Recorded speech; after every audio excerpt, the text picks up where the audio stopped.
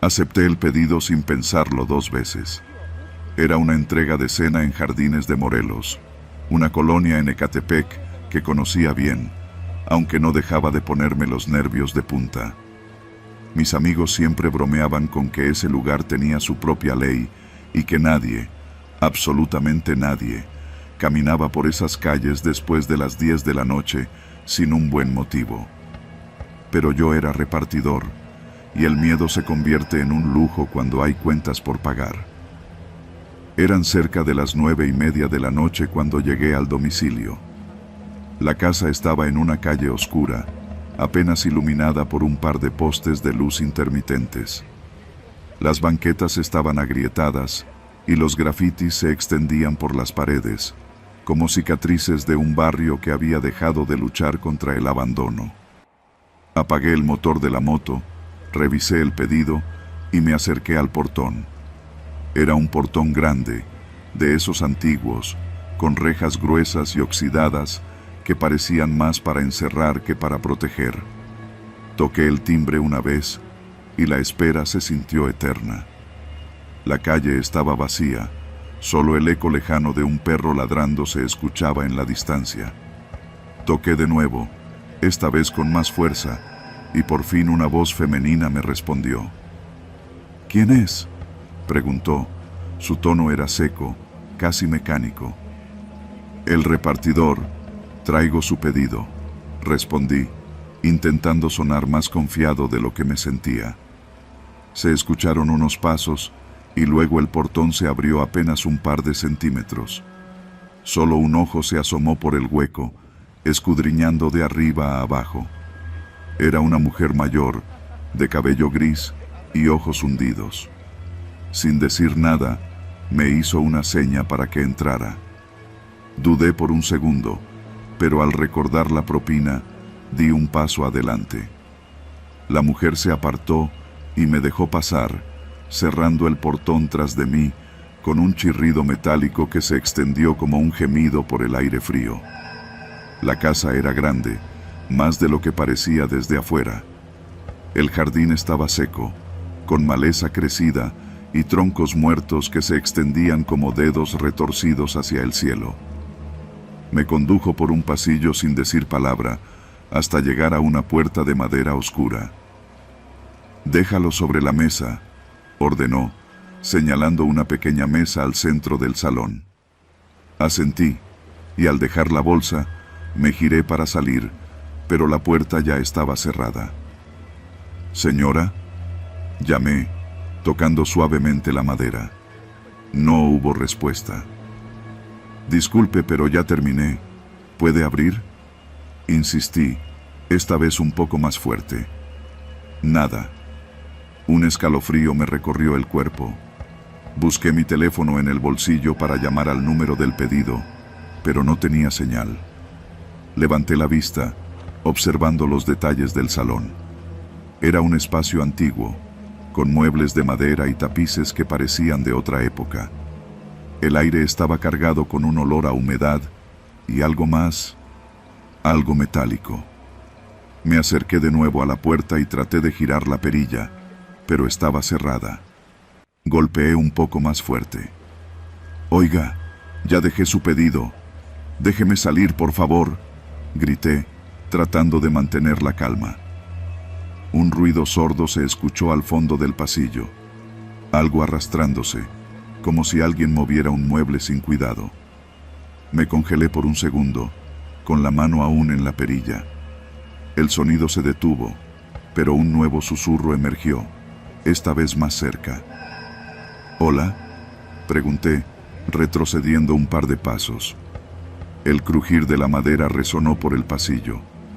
No podía ver nada desde donde estaba, pero el aire se sentía espeso, cargado de algo que no podía identificar. Mi respiración se aceleró y un ligero temblor se apoderó de mis manos. Caminé lentamente hacia el fondo del salón, buscando otra salida. Entonces lo vi. Una puerta entreabierta dejaba escapar un hilo de luz. Me acerqué con cuidado, tratando de no hacer ruido. Asomé la cabeza y lo que vi me dejó sin aliento. Era un sótano. Las escaleras descendían en espiral y la luz parpadeante apenas iluminaba el camino. Al fondo, un murmullo. No un murmullo cualquiera, eran gritos, apagados, como si alguien tratara de pedir ayuda a través de un muro de concreto. Retrocedí de golpe, mis pies tropezando con una alfombra vieja. Mi corazón latía con fuerza y un sudor frío me recorrió la espalda. Intenté abrir de nuevo la puerta del salón, pero seguía cerrada. El pánico me estaba invadiendo. «Por favor, que alguien me escuche», grité, golpeando la madera con ambos puños. Los gritos en el sótano se intensificaron, mezclándose con un llanto agudo y desesperado. Me giré hacia la puerta del fondo y sin pensarlo, corrí hacia las escaleras. Los peldaños crujieron bajo mi peso y el olor metálico se hizo más fuerte. Bajé y al llegar al final, una cortina de plástico se extendía frente a mí, moviéndose ligeramente como si algo del otro lado respirara. Apenas logré tocar la cortina cuando un ruido detrás de mí me hizo girar. Era la mujer, mirándome desde lo alto de las escaleras, su rostro iluminado por la luz parpadeante. No dijo nada, pero en sus manos sostenía algo, una cuerda. Sin pensarlo, empujé la cortina y me encontré en una sala pequeña, oscura y con olor a óxido. En el centro, varias jaulas estaban alineadas y en su interior, personas. Sus ojos me miraron con desesperación. «Ayúdanos, por favor», susurró uno de ellos. El ruido de la puerta cerrándose a mis espaldas me arrancó un grito. Me giré, pero la mujer ya no estaba. Solo se escucharon sus pasos ascendiendo por las escaleras, dejándome allí, atrapado, en el corazón de un secreto que había permanecido oculto demasiado tiempo. Fueron días después cuando, tras mi escape y la denuncia, la policía reveló el horror. Habían encontrado restos humanos, armas y rastros de tortura en la casa. Los monstruos de Ecatepec, así los llamaron los periódicos. Pero en mi mente, su nombre era otro: los que se esconden en la oscuridad.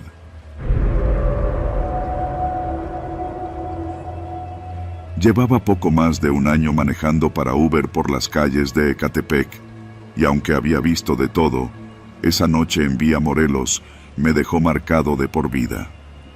El reloj marcaba las 10 de la noche, y el tráfico, como siempre, era un caos. Las luces de los autos iluminaban las fachadas descuidadas de los negocios, y el aroma a gasolina y asfalto caliente se mezclaba con el de los puestos de comida que llenaban la avenida. Después de dejar a un pasajero cerca del Metro Olímpica, sentí un retortijón en el estómago. No había comido nada desde la tarde, y los olores de los tacos y las tortas me arrastraron casi por instinto hacia un puesto a un lado de la avenida, uno de esos que se camuflan entre el bullicio y las luces neón. El letrero, medio desgastado, apenas se leía: Tacos El Primo, carne especial. Me estacioné al otro lado de la calle y crucé con cuidado, esquivando a los microbuses que parecían competir por ver cuál pasaba más cerca de los peatones. El puesto estaba lleno. Un par de mesas de plástico y unos bancos rojos acomodados en desorden. Las brasas chisporroteaban y el humo cargado de grasa se elevaba como una cortina densa. Me acerqué al taquero, un tipo robusto con un delantal manchado y un bigote espeso, que volteaba la carne con movimientos ágiles.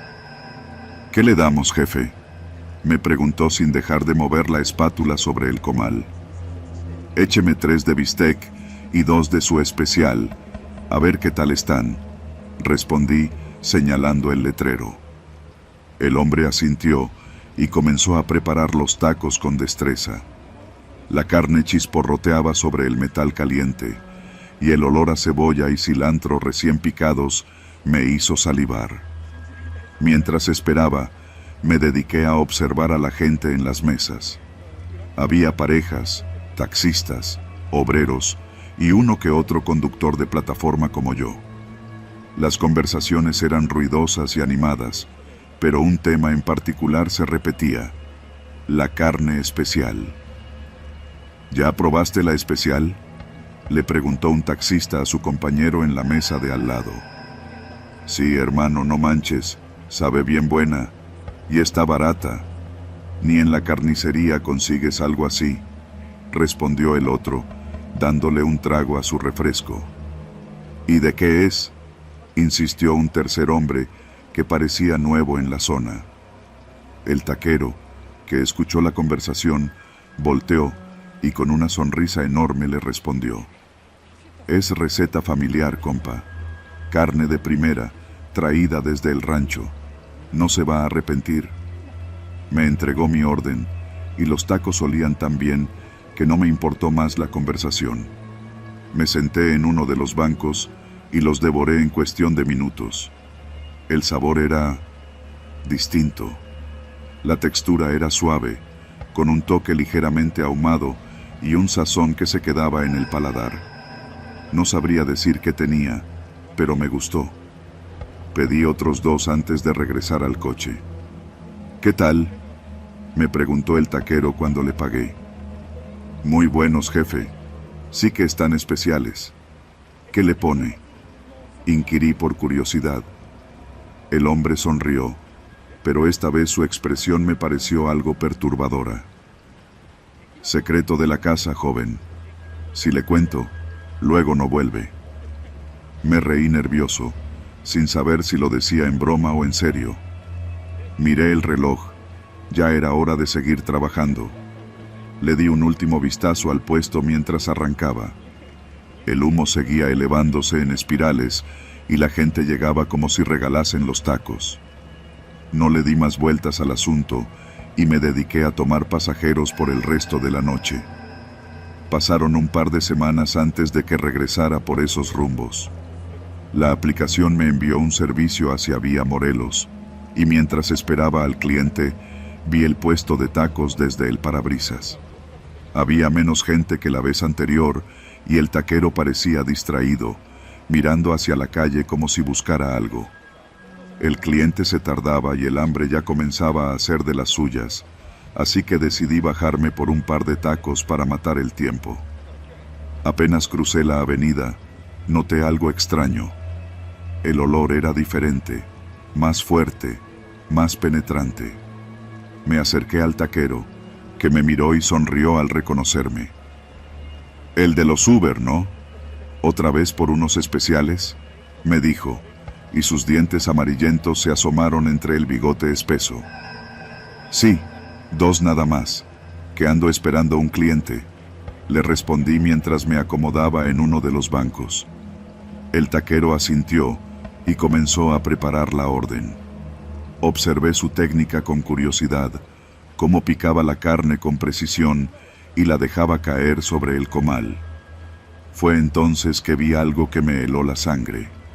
Un pequeño fragmento de tela, una especie de costura oscura, salió disparado con una de las planchas de carne que arrojó al comal. El hombre lo notó y con una rapidez sorprendente lo apartó con la espátula, empujándolo hacia un lado como si nada. «¿Qué era eso?», pregunté, tratando de sonar casual. «Ah, nada. A veces se cuela algo de las bolsas donde traemos la carne, ya sabe, de los costales». Su respuesta sonó convincente, pero la frialdad en sus ojos me hizo sentir un nudo en el estómago. Comí los tacos en silencio, pero esta vez no sabían igual. Cada bocado me pareció más pesado, más difícil de tragar. El cliente llegó y me levanté casi de un brinco, pagando rápido y alejándome del puesto. Esa noche, al finalizar mi jornada, tomé un atajo por un callejón cerca del puesto. El humo aún se elevaba en espirales y desde la distancia alcancé a ver al taquero. Estaba solo, agachado en el suelo, arrastrando un bulto hacia una camioneta sin placas. Era grande, envuelto en una lona oscura y atado con cuerdas. Miré un poco más y el brillo de una mano, pálida y rígida, se asomó por un extremo. Me congelé. Él alzó la vista, y en la penumbra, me pareció que sonrió. Arranqué el auto y no volví a mirar atrás. Aquella fue la última vez que probé un taco en Vía Morelos. Pero cada vez que paso por ahí, el puesto sigue lleno, y el letrero de carne especial parece brillar con más fuerza. Nadie se pregunta de dónde viene la carne. Nadie más quiere saber.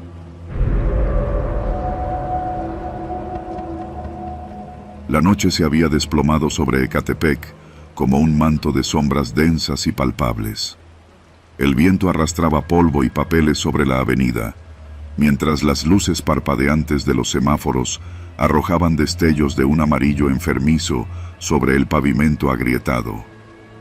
La parada de Ruta 2 estaba casi vacía, salvo por mí y un par de vendedores ambulantes que guardaban sus productos en bolsas negras, listos para terminar su jornada.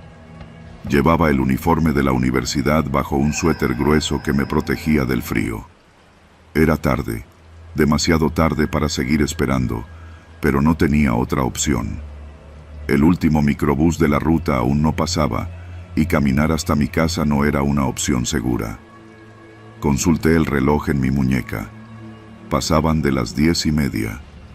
Miré a mi alrededor con disimulo, apretando el asa de mi mochila contra el pecho. En Ecatepec, la prudencia era una cuestión de supervivencia. El rechinar de llantas y el rugido de un motor viejo me sacaron de mis pensamientos. El microbús apareció desde la esquina, envuelto en una nube de humo gris. Las luces delanteras titilaban y la pintura estaba descarapelada, con grafitis deslavados adornando los costados. Sin embargo, lo más inquietante era lo vacío que estaba. A esas horas, los últimos camiones siempre iban repletos de gente apurada por llegar a casa, pero este estaba completamente desierto. El conductor, un hombre robusto de cabello entrecano y piel curtida por el sol, me miró con ojos inexpresivos cuando subí. El olor a gasolina y a tapicería húmeda me golpeó al instante. Solté el pasaje exacto sobre su mano callosa y me interné hacia el fondo, donde los asientos de vinil crujieron bajo mi peso. Desde el retrovisor, el hombre me observó por un segundo más de lo necesario antes de arrancar. La ruta inició con normalidad. Las luces de las tiendas y puestos ambulantes pasaban junto a nosotros, cada vez más espaciadas, hasta que las calles comenzaron a vaciarse. Miré por la ventana y reconocí los puntos habituales. La tienda de abarrotes con su letrero parpadeante, la farmacia con el guardia medio dormido en la puerta, pero algo me hizo fruncir el ceño. Habíamos pasado el cruce donde normalmente doblaba para acercarse a la colonia, pero el microbús seguía avanzando, directo hacia un puente que conectaba con un tramo menos transitado. Me incliné hacia el pasillo y alcé la voz. «Disculpe, ¿no va a doblar aquí?» El conductor no respondió. Sus ojos seguían fijos en la carretera, las manos firmes en el volante. «Oiga», insistí, un poco más fuerte esta vez. Sin embargo, él continuó, imperturbable. Sentí un nudo formarse en mi estómago. Me giré en el asiento para ver por la ventana y noté que los negocios comenzaban a desaparecer, reemplazados por lotes baldíos y calles mal iluminadas. El asfalto se volvía más irregular y los postes de luz se alejaban entre sí. Respiré profundo, tratando de mantener la calma. Me levanté y caminé hacia la parte delantera, sosteniéndome de los tubos para no perder el equilibrio mientras el camión brincaba sobre los baches. «Disculpe, señor, mi parada era allá atrás». El hombre giró la cabeza apenas unos centímetros, lo suficiente para que sus ojos se encontraran con los míos en el espejo retrovisor. No dijo nada, ni un parpadeo. Solo apretó los labios y volvió a mirar al frente. El miedo empezó a filtrarse en mis huesos. Mi mente repasaba todas las historias que había escuchado de mi madre y de mis amigas sobre secuestros en la ruta, sobre cuerpos encontrados en baldíos, sobre microbuses que se desviaban sin razón aparente. El ambiente dentro del vehículo se sentía más pesado, cargado de una tensión densa e invisible. «Oiga, quiero bajarme», grité esta vez, golpeando la puerta con la palma abierta. El conductor levantó una mano y, sin apartar la vista del camino, comenzó a cerrar las ventanas corredizas del microbús una por una, deslizándolas con un movimiento pausado y metódico. El chirrido del metal sobre el metal se extendió por el espacio cerrado, rebotando entre los asientos vacíos. Mis dedos temblaban. Miré alrededor buscando algo, cualquier cosa que me ayudara. No había más pasajeros, ni siquiera alguien en la calle que pudiera verme a través del vidrio polvoriento. Mis opciones se reducían a quedarme y esperar lo que él tuviera planeado, o actuar. Mis pies se movieron antes de que mi mente lo decidiera. Me abalancé hacia la puerta trasera y empujé el seguro, pero no se dio. Pateé con fuerza, pero el eco de mis zapatillas contra el metal fue lo único que obtuve. El conductor seguía mirando al frente, impasible. La desesperación me nubló los sentidos. Miré hacia la ventana y una idea loca, desesperada, se instaló en mi cabeza. Me quité la mochila y la lancé contra el vidrio con todas mis fuerzas. El impacto resonó, pero no fue suficiente. No me detuve. Agarré la mochila y volví a golpear, una y otra vez, hasta que el vidrio estalló en pedazos y el aire helado de la noche se coló por la abertura. Sin pensarlo, saqué medio cuerpo por la ventana rota, ignorando los vidrios que raspaban mi piel, y salté. El pavimento me recibió con un golpe seco que me robó el aliento. Rodé un par de veces antes de detenerme, raspada y dolorida, pero viva. Desde el suelo, alcancé a ver el microbús detenerse unos metros más adelante. El conductor bajó, y en la oscuridad, solo alcancé a distinguir su silueta. No esperé a saber si correría hacia mí. Me levanté, ignorando el dolor, y eché a correr en dirección contraria. Corrí hasta que las piernas me ardieron y los pulmones amenazaron con colapsar. Finalmente, un patrullero que rondaba por la zona me recogió. Mis palabras salieron atropelladas, llenas de pánico y confusión, pero el mensaje fue claro. Me quería llevar, me quería llevar. Una semana después, los periódicos anunciaron la captura de un conductor de Ruta 2, Ecatepec, relacionado con la desaparición de varias mujeres en la zona.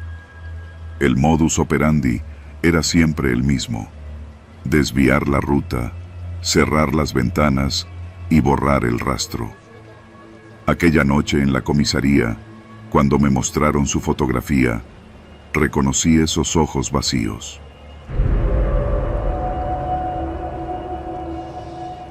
La madrugada se sentía espesa, casi como si el aire estuviera cargado de algo más que simple humedad. San Pedro Xalostok, con sus calles polvorientas y el murmullo lejano de las fábricas, permanecía en un estado de calma inquietante. Mi tráiler rugía sobre el asfalto mientras me acercaba a la zona industrial.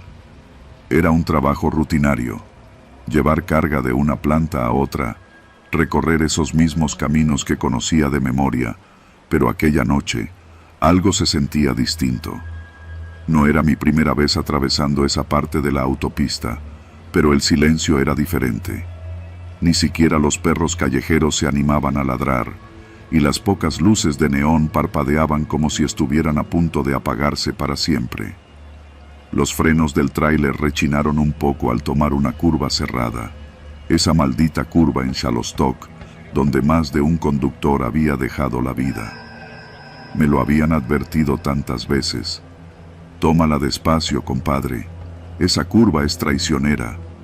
Y siempre lo hacía. Pero esa noche, Aunque juraría que iba a la misma velocidad de siempre, el volante se sintió más ligero, casi como si el tráiler flotara. Los faros iluminaron el asfalto agrietado y los letreros despintados, mientras el viento se filtraba por las ventanas, arrastrando el olor a diésel y humedad. Ajusté los espejos y entonces lo noté. El pedal del freno se sentía esponjoso, como si estuviera pisando un pedazo de cartón en lugar de acero. «No chingues», murmuré, presionando más fuerte. La respuesta fue mínima, y la curva se acercaba cada vez más rápido. Solté un grito ahogado y jalé el freno de emergencia. El sonido del metal raspando el asfalto me hizo temblar, pero el tráiler apenas desaceleró. La curva estaba a unos metros. «No, no, no», me repetí mientras intentaba maniobrar, pero el peso de la carga me arrastró como un juguete sin control. Las llantas delanteras derraparon y sentí el remolque ladearse. La caja trasera golpeó el muro de contención y el sonido fue como un trueno que retumbó por todo el maldito valle. El tráiler giró sobre sí mismo y el último pensamiento que tuve antes de que la cisterna explotara fue el rostro de mi hija, despidiéndose con un abrazo en la puerta de casa. No sé cuánto tiempo pasó. Cuando abrí los ojos, todo era un caos de humo y chispas. La cabina estaba volcada de lado y a través del parabrisas astillado podía ver el fuego lamiendo el asfalto. El olor a gasolina quemada se mezclaba con el del metal caliente y la sangre que brotaba de mi frente. Me dolía el pecho. Cada respiración era un puñal que se clavaba en mis costillas. Las luces parpadeaban y el claxon sonaba de forma intermitente, un gemido largo y agonizante. No podía mover la pierna izquierda, atrapada entre los pedales y el tablero. El cinturón de seguridad cortaba mi hombro, pero al menos estaba consciente. Recordé el extintor debajo del asiento y con la mano derecha tanteé hasta encontrarlo.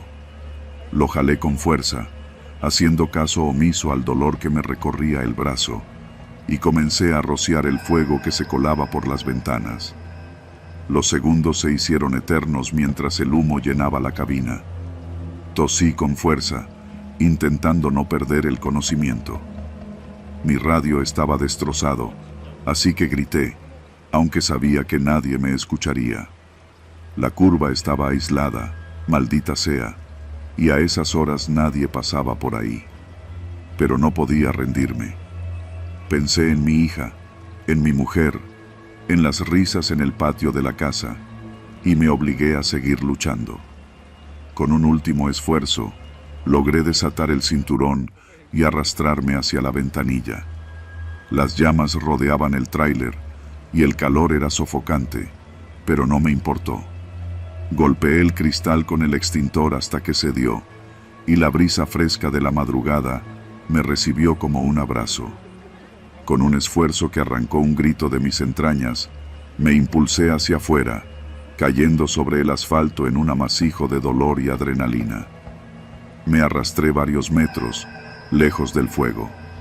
Los latidos en mis sienes eran como martillazos, y el dolor en la pierna era insoportable. El tráiler explotó detrás de mí, y el estruendo me empujó contra el pavimento, quemando la piel de mis brazos y mi cara. Todo ardía. Mis pulmones, mis ojos, mi maldita pierna atrapada bajo el peso del camión. Pero estaba vivo. Las luces de un auto aparecieron en la distancia, y sentí un alivio casi irreal. Levanté una mano, agitando los dedos ensangrentados. El auto se detuvo en seco, y un hombre salió corriendo hacia mí. Me cubrió con una manta, llamando a los servicios de emergencia mientras intentaba calmarme. No escuché mucho de lo que decía, solo sentía sus manos en mi rostro, sacudiéndome para que no cerrara los ojos. Días después, en el hospital, un par de policías llegaron a hacerme preguntas. Querían saber sobre el tráiler, sobre la curva, sobre la velocidad. Sus preguntas eran cortas, pero incisivas. Algo no cuadraba. Yo había revisado los frenos antes de salir, eso era seguro. Finalmente, después de un silencio tenso, uno de los policías habló. Encontramos indicios de sabotaje en los frenos del tráiler. Parecen haber sido manipulados. La información se clavó en mi mente como un dardo envenenado. ¿Sabotaje? ¿Para qué? El dueño de la empresa tenía un seguro millonario sobre esa carga. Uno que nunca cobró porque, al parecer, estaba atrasado en los pagos. Añadió el otro, con un tono que me hizo entender que yo era solo una pieza más en un juego mucho más grande. No volví a manejar un tráiler después de eso. La empresa cerró, el dueño desapareció y la carretera siguió cobrando vidas. Pero yo sabía la verdad.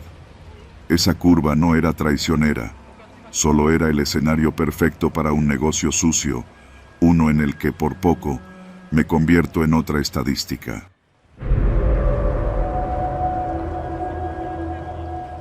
La primera vez que escuché el nombre de Juan Carlos Ramírez fue en una de esas reuniones de redacción que se hacían cada lunes en el periódico. Al principio, su historia parecía una más de tantas que llegaban sin pena ni gloria a los oídos sordos de la justicia. Un hombre acusado de un crimen que juraba no haber cometido, sin pruebas contundentes, pero con un historial que lo condenaba de antemano. Sin embargo, algo en su expediente me inquietó.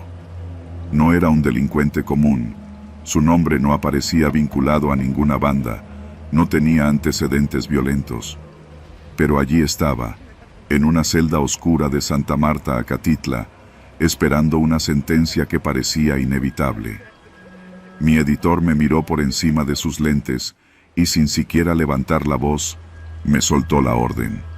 Revisa esto, huele a podrido. Y así comenzó todo. Las primeras semanas me dediqué a entrevistar a sus familiares, vecinos y conocidos. La mayoría lo describía como un tipo tranquilo, un mecánico que se ganaba la vida honradamente en un pequeño taller de Jardines de Morelos, en Ecatepec. Su madre, doña Lupe, me recibió en su casa con ojos hinchados de tanto llorar. Me mostró fotos de su hijo, un joven robusto, de sonrisa franca y manos curtidas por el trabajo. Mi Juanito no hizo nada. Lo están usando de chivo expiatorio. Sus palabras salían temblorosas, pero llenas de convicción. La acusación que pesaba sobre él era grave.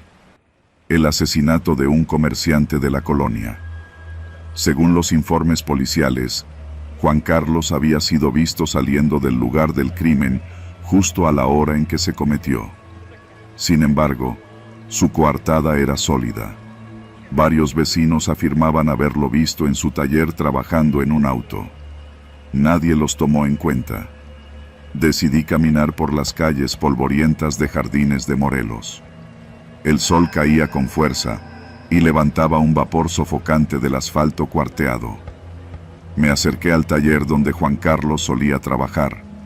El portón estaba cerrado con un candado oxidado y un letrero de "Se renta" colgaba torcido de un clavo. Preguntando por los alrededores, algunos vecinos me dieron más pistas. Un hombre mayor, que atendía una pequeña tienda de abarrotes, me relató lo que había visto el día del asesinato.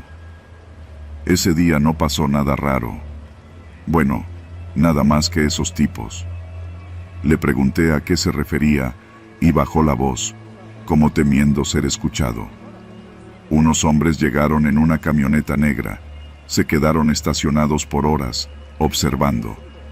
Nadie los conocía, pero nadie dice nada. Ya sabes cómo es aquí. Tomé nota de todo y regresé al periódico con esa información. Pero al plantear mis sospechas, el editor me miró con escepticismo. Necesitamos algo más concreto. ¿Qué tienes? ¿La palabra de un abarrotero? No es suficiente. Los días siguientes se convirtieron en un desfile de obstáculos. Mi teléfono sonaba con llamadas desconocidas, y al contestar, solo escuchaba una respiración pausada al otro lado. Al principio, no le di importancia. En esta profesión, uno se acostumbra a cosas así. Pero la tensión fue escalando.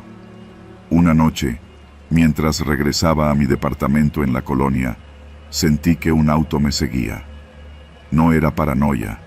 Cada vez que giraba, él giraba.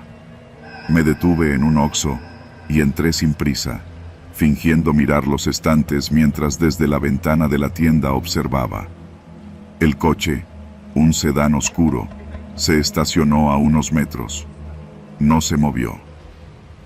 ¿Todo bien, joven?, me preguntó el encargado, un tipo delgado y ojeroso que contaba el dinero en la caja. Sí, solo un poco de sed. Compré una botella de agua y me quedé ahí un rato, esperando. Finalmente, el auto arrancó y se perdió entre las luces intermitentes de la avenida. Salí del Oxxo y caminé con la sensación de que algo estaba muy mal. Mis indagaciones me llevaron a un nombre: Arturo Mondragón, un empresario que controlaba varios comercios en Jardines de Morelos, incluido el local donde mataron al comerciante. Era un tipo que nunca aparecía en las noticias, pero su presencia se sentía en cada esquina. Preguntar por él era como abrir una puerta que nadie quería cruzar. Pero yo ya estaba del otro lado. Una tarde, al salir del periódico, me abordaron. Dos tipos corpulentos me empujaron contra una pared y, sin decir una palabra, me dieron una advertencia clara y dolorosa. Sus puños hablaban por ellos. Cuando terminaron, me dejaron en el suelo, adolorido y sangrando. «Deja el caso, cabrón. No te metas en lo que no entiendes», susurró uno de ellos antes de marcharse. Me tomó días recuperarme, pero la furia superó al miedo. Juan Carlos estaba pagando por algo que no hizo y estaba dispuesto a llegar hasta el final. Las amenazas continuaron y los accidentes casuales empezaron a rodearme. Mi motocicleta apareció con las llantas reventadas y una nota en el manubrio: «Detente». Mi apartamento fue saqueado una noche en que, por fortuna, no estaba. Los vidrios rotos y las cosas regadas por el suelo me dejaron en claro que la advertencia iba en serio. Aún así, publiqué el artículo. Expuse a Mondragón, los testimonios de los vecinos, los hombres de la camioneta negra, los golpes y las amenazas. Todo estaba ahí, sin censura. Una semana después, las autoridades anunciaron que revisarían el caso de Juan Carlos Ramírez. Mondragón desapareció y su nombre comenzó a circular en medios nacionales por otras investigaciones. Juan Carlos fue liberado bajo reserva y, aunque su vida no volvió a ser la misma, al menos ya no estaba encerrado. Yo me alejé de Ecatepec por un tiempo, pero la historia se quedó conmigo. Porque en un lugar donde el silencio pesa más que las palabras, hablar significa arriesgarlo todo. Y yo había hablado.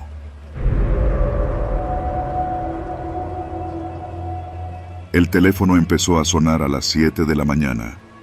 Apenas había logrado cerrar los ojos después de una noche interminable en el trabajo. Me incorporé en la cama, adormilada y con el cuerpo pesado. Al principio, pensé que era la alarma, pero cuando me di cuenta de que era el teléfono, un mal presentimiento me recorrió la espalda. Alcancé el celular y respondí sin mirar el número. «Bueno». Mi voz sonó más ronca de lo habitual. Un silencio pesado se extendió al otro lado de la línea. Me dispuse a colgar, pero entonces una voz profunda y pausada respondió: «Los niños van temprano a la escuela, ¿no?». Me quedé en silencio, el sueño desapareciendo de golpe. Miré alrededor del cuarto, asegurándome de que todo estuviera en su lugar. El corazón me latía rápido, pero traté de mantener la calma. «¿Quién habla?», pregunté, tratando de sonar firme. «El que los ve todos los días». La voz se apagó y el tono de la llamada se escuchó inmediatamente después. No supe qué hacer. Me quedé mirando el teléfono en mis manos por varios segundos, tratando de asimilar lo que había pasado.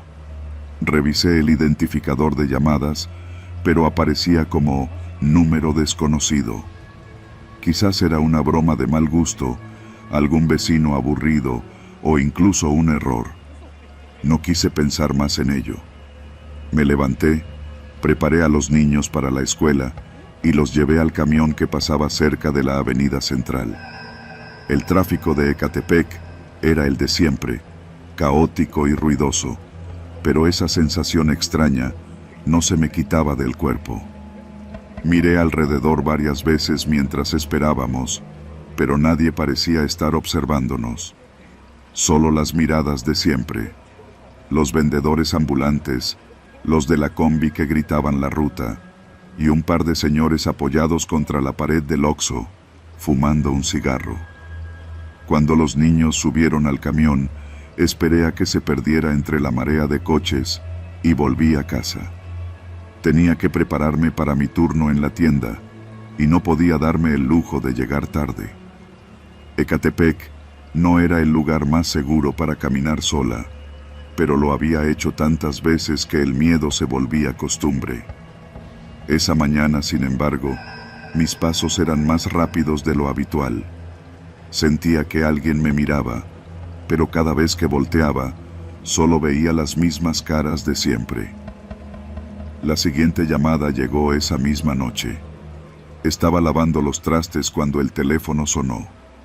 Contesté de inmediato, esperando que fuera mi hermana, que a veces me llamaba para saber si había llegado bien del trabajo. Bueno, dije, sin mucha expectativa.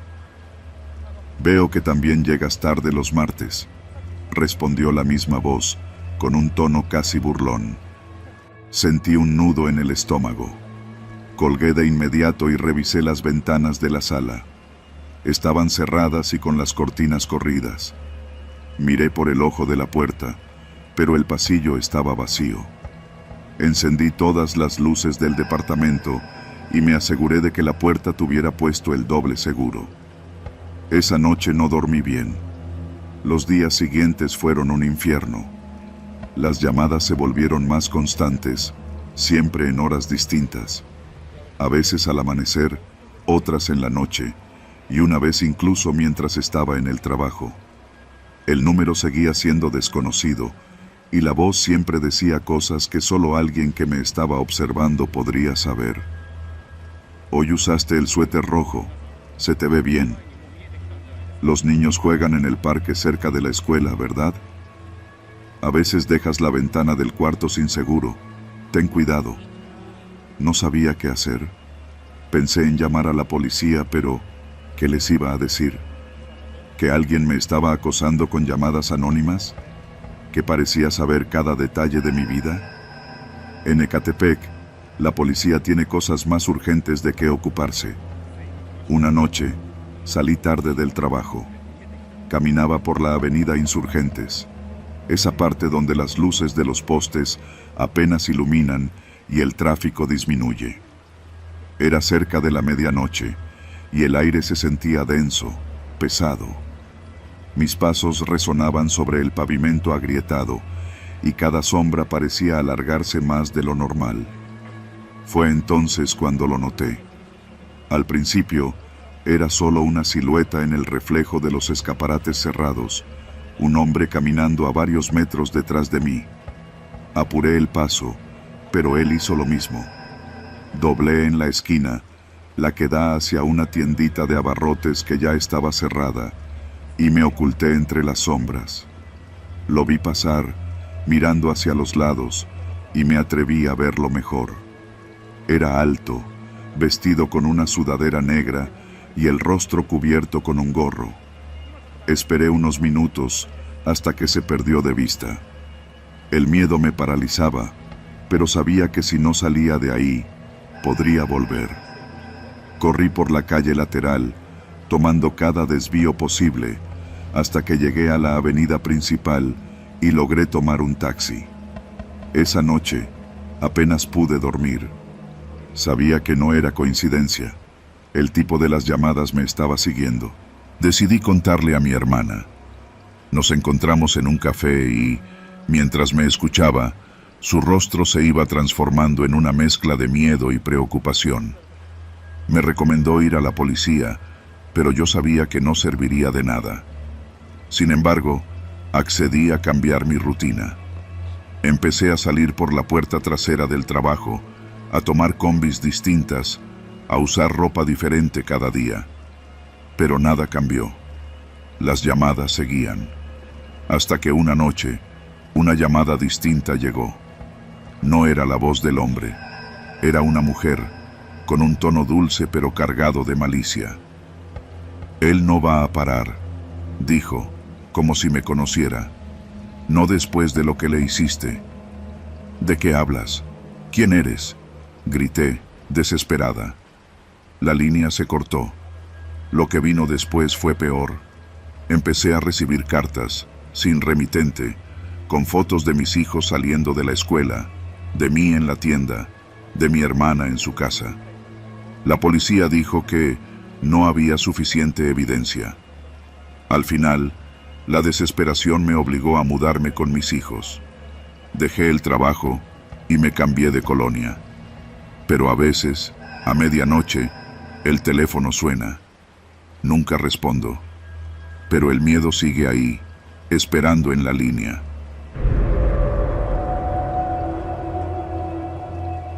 La central de abastos en Ecatepec siempre había sido un hervidero de vida. Desde antes del amanecer, los camiones llegaban cargados de productos, los comerciantes montaban sus puestos y el aire se llenaba del bullicio característico de los regateos y las risas entre colegas. Mi familia había tenido un local en esa central por más de 20 años, un pequeño negocio de abarrotes al que llegaban desde restauranteros hasta amas de casa buscando buenos precios en compras al mayoreo. Sin embargo, las cosas empezaron a cambiar hace aproximadamente un año. Todo comenzó con el cierre inesperado de un negocio que había sido nuestro vecino por décadas, una frutería atendida por don Rafa y su familia. Nadie supo explicar bien qué pasó. Un día simplemente no abrieron, y la siguiente semana el local estaba vacío, las paredes grafiteadas y las ventanas rotas. Se cansaron del negocio, decían algunos, pero a mí no me parecía tan simple. Don Rafa había heredado esa frutería de su padre y siempre hablaba de cómo esperaba que sus hijos la continuaran. No tenía sentido. El rumor comenzó a correr entre los comerciantes. Había un nuevo grupo operando en Ecatepec, los Peluches. Nadie sabía bien quiénes eran, pero los comentarios apuntaban a una banda que cobraba cuotas de protección. Si pagabas, tu negocio seguía sin problemas. Si no, bueno. Algunos locales simplemente desaparecían en incendios misteriosos o quedaban abandonados de la noche a la mañana. Nadie denunciaba nada, y los que intentaban hablar del tema se encontraban con amenazas claras. Una vez, escuché a 2 cargadores murmurar que a un taquero del mercado de Santa María Tulpetlac le habían quemado el puesto por negarse a pagar. Lo extraño era que la policía nunca aparecía, ni siquiera para investigar. Mi padre se negó a creer los rumores. «Esas son tonterías, hijo. La gente siempre inventa cosas para justificar sus fracasos», me decía con una seguridad que yo envidiaba. Pero los negocios seguían cerrando, uno tras otro. Una carnicería en el pasillo 4, una tienda de especias en el pasillo 9, y finalmente, el puesto de jugos de Doña Meche, la misma que me vendía un vaso de naranja cada mañana desde que era un niño. Su puesto apareció incendiado una madrugada. Las llamas lo devoraron en minutos, y cuando los bomberos llegaron, ya era solo un montón de cenizas y metal retorcido. La situación me tenía inquieto, pero intentaba concentrarme en el trabajo. Sin embargo, una noche todo cambió. Era un jueves. y nos habíamos quedado más tarde de lo habitual haciendo inventario. Mi padre me pidió que cerrara las rejas mientras él terminaba de revisar las cuentas en la bodega. La central ya estaba vacía y los ecos de mis pasos resonaban en los pasillos oscuros. El único sonido era el zumbido lejano de un transformador y el crujir ocasional de las estructuras metálicas. Fue entonces cuando los vi. 3 tipos caminaban lentamente por el pasillo principal. No llevaban uniforme de seguridad, ni parecían ser cargadores. Eran jóvenes, no mayores de 30, y vestían sudaderas gruesas con capuchas que ocultaban sus rostros. Uno de ellos cargaba un bate al hombro, y otro llevaba una mochila alargada que parecía pesarle en la espalda. Me escondí entre los costales de frijol, observando desde las sombras. Hablaron entre ellos, aunque no alcancé a escuchar qué decían. Uno de ellos señaló hacia nuestro local y los otros 2 asintieron. Sentí un nudo en el estómago. No era una visita amistosa. Esperé a que se alejaran un poco y me escabullí hacia la bodega donde mi padre seguía sumando y restando en una calculadora vieja. «Papá, están aquí». Mi voz salió apenas un susurro, pero suficiente para que dejara lo que hacía y me mirara con el ceño fruncido. «¿Quiénes?», preguntó, sin entender. «Los tipos de los que te hablé, los peluches. Están en la central y vienen hacia acá». Por un segundo, pensé que me iba a regañar, que me iba a decir que estaba imaginando cosas. Pero en lugar de eso, su rostro se puso serio y se acercó a la pared del fondo. Quitó un viejo estante lleno de latas y dejó al descubierto una puerta metálica, cubierta de polvo y telarañas. «¿Qué es eso?», pregunté, sin salir del asombro. «Un pasadizo, de cuando las cosas se ponían feas hace años. No quería usarlo nunca, pero no tenemos opción». Sin decir más, abrió la puerta y me empujó hacia adentro. Un pasillo estrecho y oscuro se extendía hacia algún lugar desconocido. No hubo tiempo para discutir. Apenas cerramos la puerta, escuché el estruendo de las rejas siendo forzadas. Los pasos se acercaban, acompañados de risas y golpes secos. Mi padre me hizo avanzar a través del pasillo, que parecía más un túnel olvidado que una salida. Las paredes estaban húmedas y el aire era denso, pero seguimos avanzando, ignorando el eco de nuestras pisadas. Después de un rato, llegamos a una puerta oxidada que daba a un callejón oscuro, detrás de la central. El aire fresco y la sensación de libertad me hicieron exhalar un suspiro que no sabía que estaba conteniendo. Mi padre cerró la puerta con un candado y me miró con una expresión que jamás le había visto. «No volvemos, hijo. Este negocio está muerto». Y en sus ojos vi algo que me dolió más que cualquier pérdida: resignación. Denunciamos lo sucedido a las autoridades, pero como siempre, los reportes se quedaron en papeles sin respuesta. La central siguió funcionando, y de nuestro local no quedó más que una reja doblada y polvo sobre el concreto. Algunas noches, paso por allí y veo los locales nuevos que abrieron en el pasillo. Son tiendas de ropa y artesanías, negocios que antes no existían. Los rumores dicen que pertenecen a los peluches, que ahora protegen a los que cumplen con su cuota. Nosotros nunca volvimos. Y después de esa noche, entendí que hay cosas en Ecatepec que prefieren mantenerse en silencio.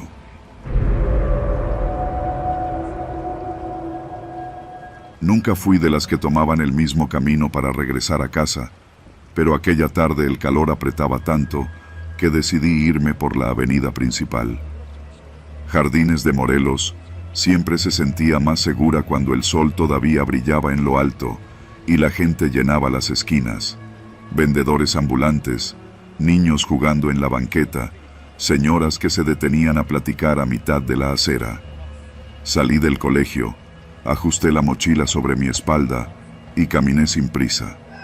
Sabía que mi madre no llegaría a casa hasta entrada la noche, y mi padre, como siempre, estaría en su taller de hojalatería hasta tarde. Así que aquel trayecto, por más caluroso que fuera, me pertenecía por completo. Pasé frente a la tienda de don Raúl, como siempre llena de gente que compraba refrescos y papitas para mitigar el calor. Saludé con la mano y él me devolvió el gesto sin decir nada, distraído con una señora que le reclamaba un precio mal marcado.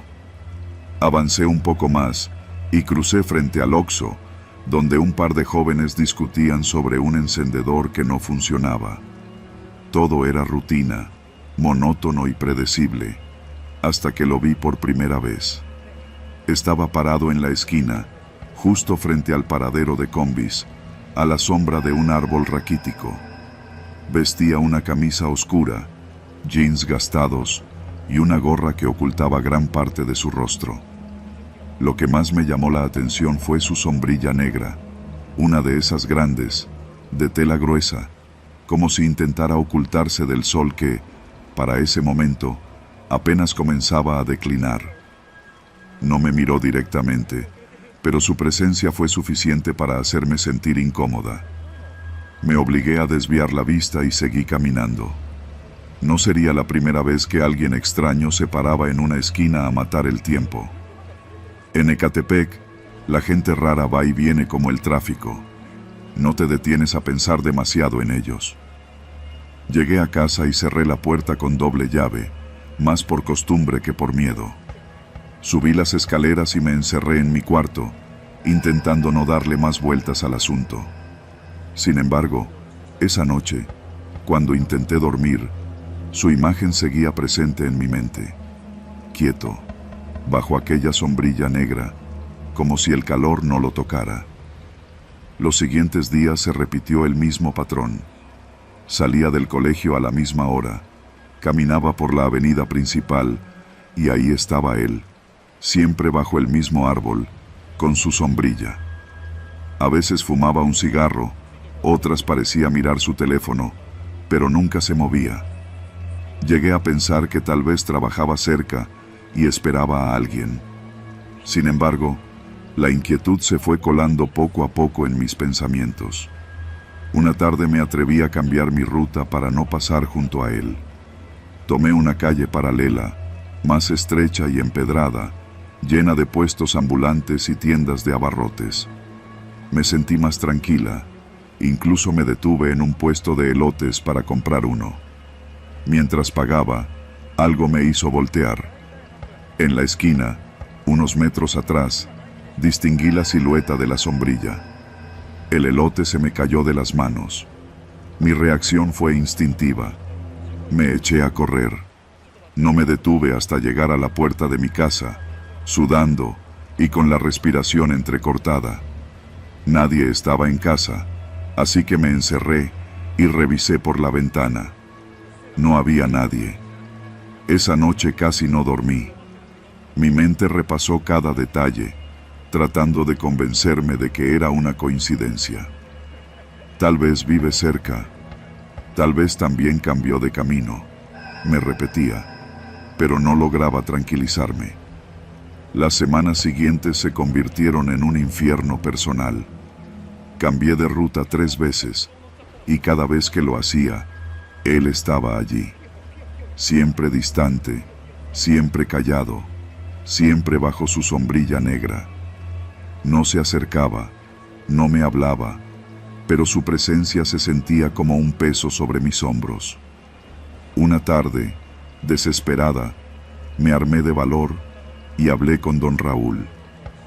Oiga, don Raúl, ¿ha visto a un tipo con sombrilla que se para en la esquina? Le pregunté mientras él acomodaba refrescos en el refrigerador. Levantó la vista, sorprendido, y luego negó lentamente. ¿Sombrilla? Aquí no llueve, mija. No, no he visto a nadie.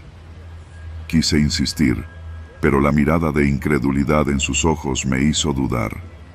Me despedí rápido y salí de la tienda. Esa tarde, en lugar de ir a casa, caminé directamente a la caseta de vigilancia comunitaria. 2 mujeres y un hombre charlaban en la pequeña oficina. Les conté lo que me había pasado, con la voz temblorosa y las manos apretadas. Ellos tomaron nota y me prometieron estar atentos. Pasaron un par de días sin verlo, lo cual me dio un respiro de falsa tranquilidad. Sin embargo, una tarde, al doblar una esquina, casi choqué con él. Estaba ahí, sombrilla en mano, esperándome. Su mirada se encontró con la mía y sonrió, una sonrisa casi imperceptible, pero suficiente para helarme la sangre. Antes de que pudiera reaccionar, un par de vecinos que estaban lavando un auto lo notaron y se acercaron. ¿Quién es usted? ¿Qué hace aquí?, le preguntaron con firmeza. El hombre sonrió otra vez, cerró su sombrilla y se fue caminando, tranquilamente, como si nada hubiera pasado. Después de eso, los activistas y vecinos de la zona comenzaron a patrullar las calles, siempre en grupo, siempre atentos. Colocaron carteles, hicieron publicaciones en redes sociales y alertaron a todas las chicas de la colonia. Una semana después, encontraron su rostro en un cartel de "Se busca". Estaba relacionado con varios casos de feminicidios en la zona. Aún recuerdo su rostro, la manera en que sonreía sin mover los labios, el eco de sus pasos cuando se alejaba.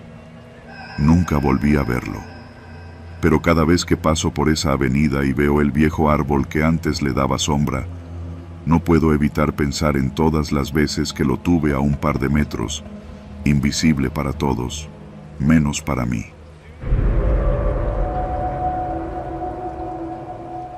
No era la primera vez que subía a Cerro Gordo. Desde que era niño, me fascinaba la vista panorámica que se desplegaba al alcanzar los puntos más altos. Desde ahí, Ecatepec parecía un mosaico interminable de techos de lámina, antenas de televisión y calles que se entrelazaban como venas oxidadas. El bullicio de la ciudad se transformaba en un eco lejano y difuso. Pero esa tarde, el aire cargado de humedad presagiaba algo distinto. El cielo estaba encapotado y las nubes parecían aplastarse unas contra otras, como si se comprimieran en un último esfuerzo antes de la tormenta. Subí por el sendero de siempre, ese que se esconde entre la maleza y se abre paso entre rocas sueltas y raíces expuestas. El camino no estaba marcado, pero yo lo conocía de memoria. En más de una ocasión, había guiado a curiosos y turistas que, con asombro, descubrían que aún existía un rincón de naturaleza en medio del caos urbano. Avancé a buen ritmo, disfrutando de la tranquilidad, hasta que alcancé una pequeña meseta desde donde la vista era impresionante. El viento soplaba con fuerza, levantando polvo y haciendo crujir los arbustos secos. Me quedé un rato ahí, respirando profundamente, dejando que el aire fresco limpiara mis pulmones. El primer trueno retumbó en el horizonte y despertó a los perros de los ranchos cercanos. Me decidí a regresar antes de que el cielo se abriera en una tormenta. Comencé el descenso con pasos firmes, cuidando de no resbalar en el suelo húmedo. Sin embargo, el camino se había vuelto más resbaladizo de lo que recordaba, y las nubes comenzaron a arrojar sus primeras gotas gruesas y frías. Aceleré el paso, sabiendo que en minutos aquello sería un río de lodo y piedras sueltas. Estaba a medio camino cuando escuché un crujido profundo, un sonido que se propagó como un susurro grave por la montaña. Me detuve un segundo, intentando identificarlo, y entonces sentí el suelo vibrar bajo mis pies. No había tiempo para entenderlo. Reaccioné por instinto y me lancé hacia un claro donde la maleza era menos espesa. El derrumbe llegó como un rugido. Las piedras se desplomaron con una violencia que parecía sacada de un terremoto. A mis espaldas, los árboles se rompían como ramas secas, y el estruendo de las rocas, rebotando unas contra otras, opacaba incluso el trueno que estalló en ese momento. Mi cuerpo reaccionó antes que mi mente. Corrí sin mirar atrás, zigzagueando entre los matorrales, saltando raíces y esquivando ramas que me arañaban el rostro y los brazos. La tierra se desmoronaba bajo mis pies y sentía el lodo pegajoso trepando por mis tobillos. Cada paso se volvía más pesado, como si la montaña me estuviera reclamando para sí. Un último salto me llevó hasta una pequeña depresión en la roca, un espacio apenas suficiente para encogerme y cubrir mi cabeza. El estruendo me rodeó y sentí el impacto de las piedras golpeando el borde de mi refugio improvisado. El aire se llenó de polvo y un olor acre a tierra removida. No podía respirar bien. El lodo se filtraba por los bordes y el sonido de los árboles quebrándose era ensordecedor. No sé cuánto tiempo pasó. Los minutos se alargaron, pesados, interminables. Afuera, la lluvia seguía golpeando con fuerza y el viento ululaba entre las ramas que aún quedaban en pie. Cuando finalmente me atreví a moverme, el silencio era sepulcral. Me arrastré con cuidado, tanteando el terreno hasta salir del hueco en el que me había refugiado. El camino por el que había bajado estaba desaparecido, sepultado bajo toneladas de tierra y escombros. Un deslizamiento de tierra, pensé, aunque nunca había visto uno de esa magnitud. Respiré hondo, llenando mis pulmones con el aire denso y cargado de tierra. Estaba vivo, pero atrapado. El sendero principal estaba bloqueado, y avanzar por donde solía hacerlo era imposible. La única opción era escalar, bordear el desastre y buscar un camino alterno. Me aventuré hacia el costado menos dañado, donde los arbustos aún se aferraban a la tierra suelta. Cada paso era un reto. El lodo me llegaba hasta los tobillos, y las piedras sueltas amenazaban con desplomarse en cualquier momento. Pero no tenía otra opción. Tras un par de horas de esfuerzo, alcancé un claro desde donde podía ver el desastre en toda su magnitud. Árboles arrancados de raíz, rocas del tamaño de autos esparcidas por el terreno y una nube de polvo que aún flotaba en el aire. Pero lo que me dejó sin aliento fue lo que vi más allá. Un grupo de casas sepultadas hasta la mitad, sus techos apenas asomando entre el barro y los escombros. No era un sendero cualquiera. El derrumbe había alcanzado una pequeña colonia de viviendas improvisadas al pie de la montaña. No había señales de vida. El pánico me invadió. Sabía que muchas familias vivían ahí, gente humilde que había levantado sus casas en las faldas del cerro sin permisos, sin planeación, solo con la esperanza de un lugar propio. La negligencia de las autoridades se hacía evidente. Desde hacía años se hablaba de reforzar la montaña, de evitar construcciones en zonas de riesgo, pero las promesas se las llevó el viento, como tantas otras. Logré bordear el desastre y encontrar un camino de regreso. Las sirenas de ambulancias y patrullas comenzaron a sonar en la lejanía cuando ya estaba bajando por las primeras calles pavimentadas. La gente se aglomeraba en las esquinas, apuntando hacia el cerro y murmurando con temor. Me quedé ahí, observando desde la distancia, mientras los rescatistas se abrían paso entre el lodo y los restos de lo que alguna vez fueron hogares. Aquella tragedia no se olvidaría fácilmente. Yo había sobrevivido, pero sabía que no todos habían tenido la misma suerte. Cerro Gordo me dejó una lección grabada en la piel. La montaña no perdona, y la indiferencia de quienes deberían protegernos, tampoco.